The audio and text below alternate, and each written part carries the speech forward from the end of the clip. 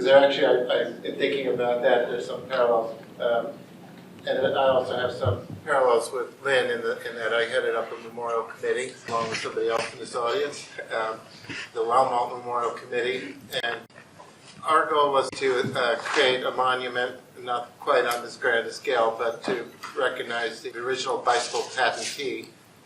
Keep in mind that we're talking about the very first crude kind of bicycles that weighed something like 80 pounds with wooden wheels and pedals on the front hub. Anyway, Pierre Longmont was a young French mechanic living in Paris. He emigrated to this country in 1865, and he brought the parts of a bicycle here.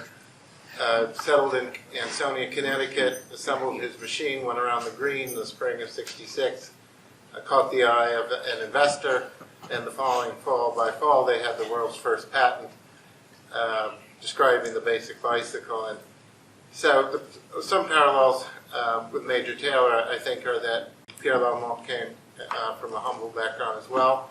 They kind of reversed fortunes in a way.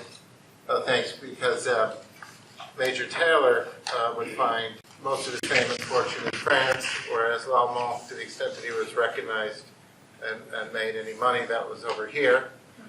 Longmont did get the patent, and he sold it prematurely before there was a wonderful outburst of excitement over this initial bicycle in the year 1869, and that gave him kind of a taste of fortune and fame, but he would eventually die in obscurity, as did Major Taylor, only in Boston, not Chicago.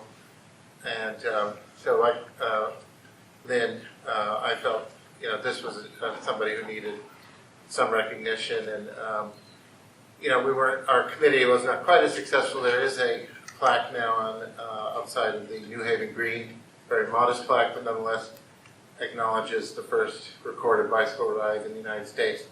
And there's also a bicycle path, the Southwest Corridor Park in Boston, named after him.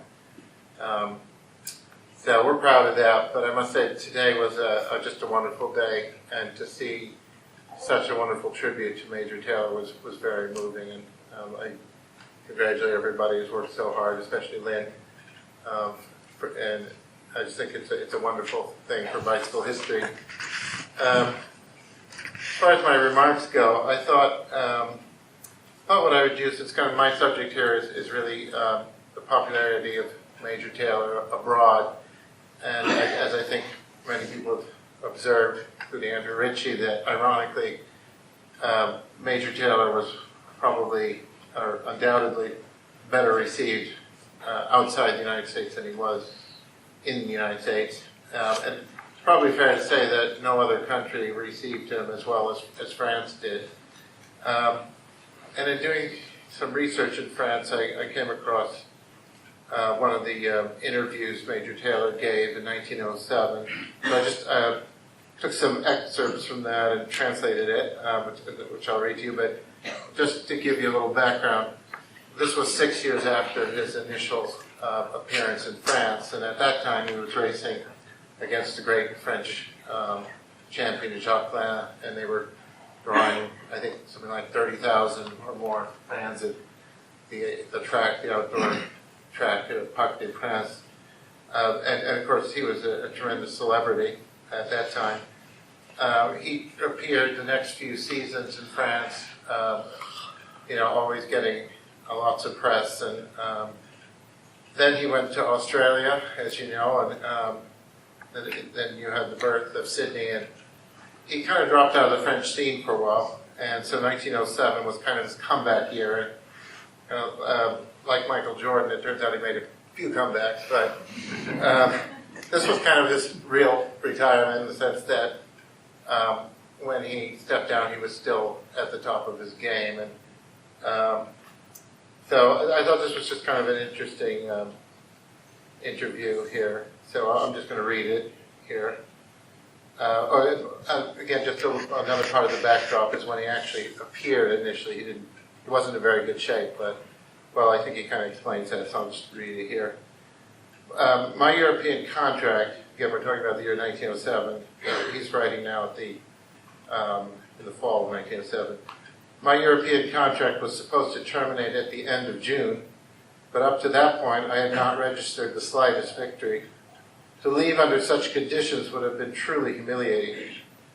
I have excellent friends in America who would have rejoiced in these successive defeats. A little bit of sarcasm there. For that reason, and also on account of the unfair articles published upon my arrival in France, I decided to prolong my stay and return to Worcester only after I had exacted surprising revenge. Today, I have repeatedly beaten the best men of Europe. I can now pack my bags and head home. No one will make fun of this black man when he returns. Now I am going back to my country, where I will rediscover my fireplace and my small little house in Worcester. There's a photograph of it I noticed in the other room. Some have said that I am a rich man. Alas, no. I have a few dollars, that's true, enough to live quietly with my wife and my little Sydney, who is now almost a grown girl. I am going back home, and when I think back on all the happy hours I've spent in Europe, I will forget those unfair journalists who had no confidence in me this year, and remember only the praise and encouragement heaped upon me. I will tell my little girl that far away over in Paris are some friends who were very good to her father back when he raced around tracks on a bicycle, and Sydney will grow to appreciate the French. I will have to question the family about how much of a Francophile Sydney was. But I think that concludes my remarks. So it's Jeanette or yep, I'll let you go.